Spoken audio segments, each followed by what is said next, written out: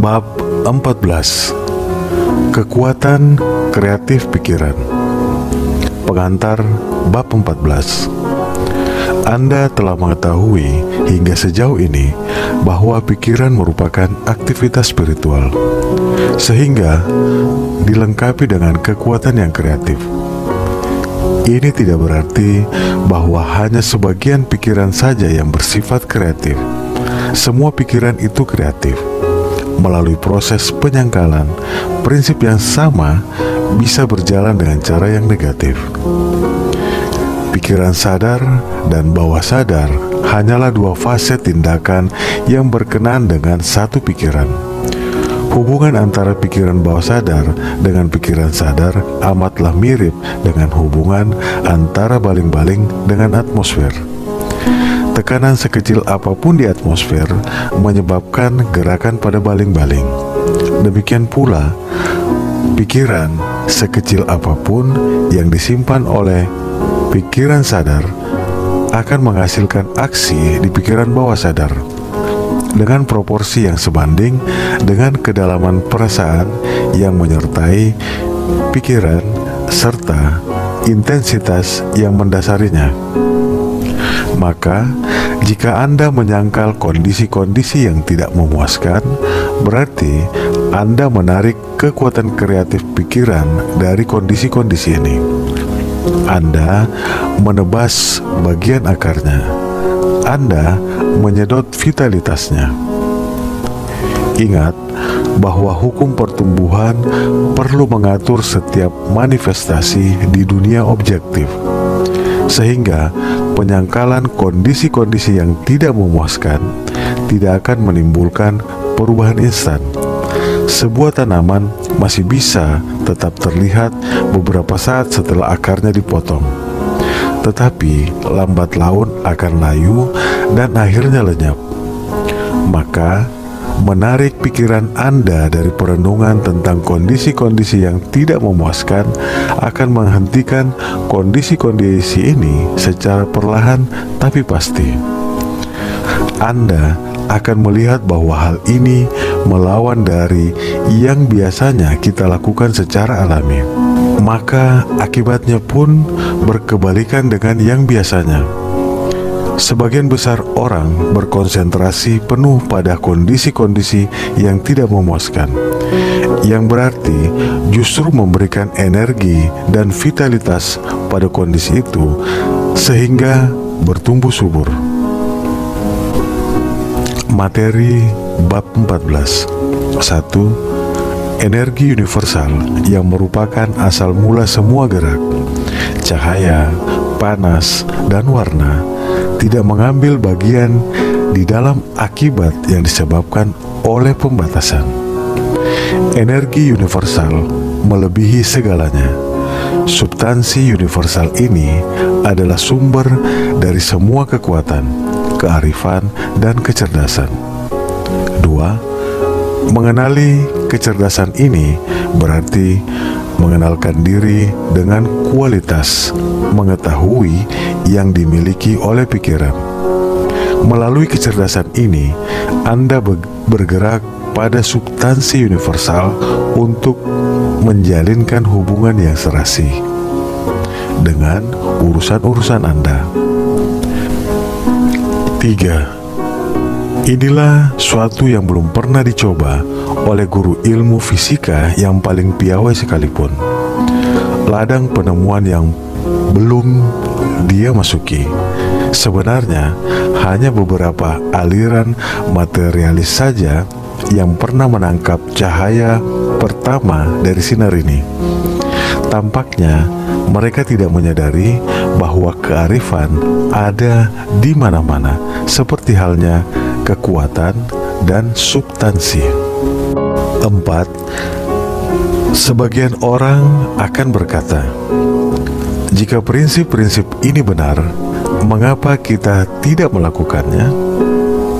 Karena prinsip dasarnya jelas benar, mengapa kita tidak memperoleh hasil yang layak? Sebenarnya, kita sudah mendapatkannya. Kita memperoleh hasil-hasil yang serupa dengan pemahaman kita, tentang hukum itu dan kemampuan kita untuk menerapkannya secara benar. Kita tidak memperoleh hasil dari hukum-hukum kelistrikan sampai seorang merumuskan hukum itu dan menunjukkan kepada kita bagaimana menggunakannya. 5. Hal ini membuka hubungan yang sama sekali baru dengan lingkungan kita. Berbagai kemungkinan yang sebelumnya tak terbayangkan menjadi terbuka karena adanya serangkaian hukum yang teratur, yang terlibat secara alami di dalam sikap mental kita yang baru. 6. Pikiran bersifat kreatif dan prinsip yang menjadi dasar hukum ini bersifat sempurna dan logis, serta melekat pada hakikat segala sesuatu. Tetapi kekuatan kreatif ini tidak bermula di dalam individu, melainkan di dalam pikiran universal yang merupakan sumber semua energi yang substansi. Individu hanyalah saluran untuk distribusi energi ini. Individu adalah sarana yang digunakan oleh pikiran universal untuk menghasilkan berbagai kombinasi yang menghasilkan terbentuknya fenomena. 7. Kita tahu bahwa para ilmuwan telah mengurai materi menjadi sekian banyak molekul. Molekul-molekul ini sudah diurai menjadi atom. Atom-atom menjadi elektron. Penemuan elektron di dalam tabung kaca vakum yang berisi terminal bersekring yang terbuat dari logam keras menyimpulkan bahwa elektron-elektron ini mengisi semua ruang, bahwa mereka ada di mana-mana, dan bahwa mereka maha ada. Mereka memenuhi tubuh materi dan menempati keseluruhan dari apa yang kita sebut ruang kosong. Inilah substansi universal yang darinya segala sesuatu berasal. 8. Elektron akan selalu tetap menjadi elektron kecuali jika diarahkan ke tujuan untuk digabungkan menjadi atom dan molekul. Dan pengarah ini adalah pikiran. Sejumlah elektron yang mengelilingi inti kekuatan merupakan satu atom. Atom-atom bersatu dalam rasio matematis yang tetap dan membentuk molekul. Lalu, molekul-molekul ini saling menyatu untuk membentuk sekian banyak senyawa yang menyatu untuk membangun semesta. 9. Atom paling ringan adalah hidrogen yang beratnya 1.700 kali lebih besar dari sebuah elektron. Atom air raksa 300.000 kali lebih besar daripada elektron. Elektron adalah listrik negatif murni, dan karena memiliki kecepatan potensial yang sama seperti semua energi kosmik lainnya, misalnya cahaya, listrik, dan pikiran, yaitu 303.008 km per detik, maka waktu dan ruang tidak perlu diperhatikan. Cara menentukan kecepatan cahaya sangatlah menarik. 10. Kecepatan cahaya ditemukan oleh astronom Denmark yang bernama Rømer pada tahun 1676 dengan mengamati gerhana di bulan Jupiter. Ketika bumi berada paling dekat dengan Jupiter, gerhananya muncul kira-kira 8,5 menit lebih cepat dari perhitungannya. Sedangkan ketika bumi berada paling jauh dari Jupiter, gerhananya kira-kira 8,5 menit lebih lambat. Rømer menyimpulkan bahwa dibutuhkan 17 menit bagi cahaya dari planet untuk menempuh diameter orbit bumi, yang merupakan perbedaan jarak dari bumi ke Jupiter. Perhitungan ini sudah diverifikasi dan terbukti bahwa cahaya menempuh kecepatan kira-kira 297.600 km per detik. 11. Elektron bermanifestasi di tubuh sebagai sel dan memiliki pikiran serta kecerdasan yang cukup untuk menjalankan kantor mereka di dalam anatomi tubuh manusia. Setiap bagian tubuh terdiri dari sel-sel. Sebagian darinya bekerja secara mandiri, sebagian yang lain di dalam komunitas. Sebagian sel sibuk membangun jaringan. Sebagian lain membentuk berbagai sekresi yang dibutuhkan tubuh. Beberapa sel bertindak sebagai pembawa materi. Beberapa yang lain sebagai ahli bedah yang bertugas untuk memperbaiki kerusakan. Yang lain adalah pemakan bangkai yang membuang sampah. Yang lain lagi selalu siap menghalau keluarga kuman yang merupakan penyerbu atau penyelundup yang tak diinginkan. 12. Semua sel ini bergerak dengan tujuan yang sama dan masing-masing merupakan organisme yang tidak hanya hidup, melainkan juga memiliki kecerdasan yang cukup untuk memungkinkannya melakukan tugas-tugas yang dibutuhkan. Organisme ini juga memiliki kecerdasan yang cukup untuk menghemat energi dan melestarikan kehidupannya sendiri. Maka, ia harus menjaga makanan yang bergizi dan ia melakukannya. 13. Setiap sel dilahirkan, memproduksi diri, mati, dan diserap. Perawatan kesehatan dan kehidupan itu sendiri bergantung pada regenerasi konstan dari sel-sel ini. 14. Maka jelaslah bahwa di setiap atom tubuh terdapat pikiran. Pikiran ini adalah pikiran negatif. Kekuatan individu untuk berpikir membuatnya positif, sehingga ia dapat mengendalikan pikiran negatifnya. Inilah penjelasan ilmiah untuk penyembuhan metafisika.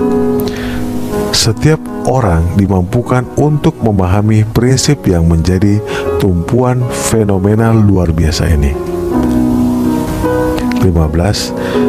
Pikiran negatif ini yang terkandung di setiap sel tubuh disebut pikiran bawah sadar, karena ia bertindak tanpa pengetahuan sadar kita. Kita sudah mengetahui bahwa pikiran bawah sadar ini responsif terhadap kemauan dari pikiran sadar. 16. Segala hal memiliki asal mula di pikiran, dan apa yang ditampilkan adalah hasil pemikiran. Dengan demikian, kita melihat bahwa segala hal itu sendiri tidak mempunyai asal mula, kekekalan, atau realitas. Karena dihasilkan oleh pikiran, segala hal itu bisa dihapus oleh pikiran. 17. Di bidang mental, seperti di dalam ilmu alam, banyak eksperimen yang dilakukan dan setiap penemuan membawa manusia satu langkah lebih tinggi menuju tujuan yang mungkin dicapai. Kita mendapati bahwa setiap orang adalah cerminan pikiran yang sudah dimilikinya semasa hidup. Hal ini tercetak di wajahnya, di bentuk rupanya, di wataknya, dan di lingkungannya. 18. Di balik setiap akibat ada penyebab.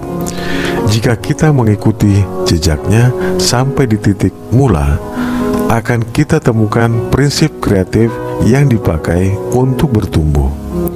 Bukti-bukti tentang hal ini sekarang sudah amat lengkap, sehingga kebenaran ini umumnya diterima. 19. Dunia objektif dikendalikan oleh kekuatan yang tak terlihat dan tak dapat dijelaskan. Selama ini, kita mempersonifikasikan kekuatan ini dan menyebutnya Sang Maha. Namun, sekarang kita telah belajar untuk melihatnya sebagai esensi atau prinsip yang menyebar ke segala hal yang ada, pikiran yang tak terhingga atau pikiran universal. 20. Pikiran universal karena tak terhingga dan maha kuasa, memiliki sumber-sumber yang tak terbatas dan bisa diperintah. Dan bila kita ingat bahwa pikiran ini juga maha ada, sudah pasti kesimpulannya adalah bahwa kita pasti merupakan ekspresi atau manifestasi dari pikiran itu. 21. Pengenalan dan pemahaman tentang sumber-sumber dari pikiran bawah sadar akan menunjukkan bahwa satu-satunya perbedaan antara pikiran bawah sadar dan pikiran universal adalah tingkatnya. Keduanya berbeda tipis, seperti halnya setetes air berbeda dari samudra. Keduanya sama jenis dan kualitasnya. Perbedaannya hanyalah tingkatannya saja. 22. Bisakah Anda menghargai nilai dari fakta yang amat penting ini? Apakah Anda menyadari bahwa mengenai fakta yang luar biasa ini membuat Anda bersentuhan dengan Yang Maha Kuasa? Pikiran bawah sadar adalah mata rantai penghubung antara pikiran universal dan pikiran sadar.